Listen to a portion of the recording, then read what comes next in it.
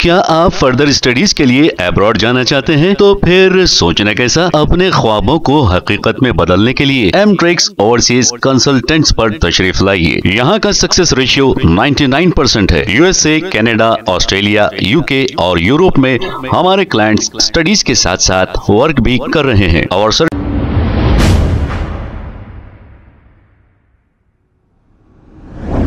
अस्सलाम वालेकुम नाज़रीन, ज़वेनश न्यूज़ में आपका इस्तकबाल है। पुणे की रहने वाली नसरीन आमिर कुरैशी नामी एक खातून जो अपने दोस्तों के साथ घूमने के लिए गई थी और बोरेन घाट के पास रुककर ये सेल्फी ले रही थी कि अचानक इसका पैर फिसल जाने की वजह से ये बोरेन घाट में गिर गई। मुकामी लोगों ने जैसे ही ये देखा, एक रस्सी की मदद से इस खातून को वहां से बाहर निकाला। आइए देखते हैं ये रिपोर्ट।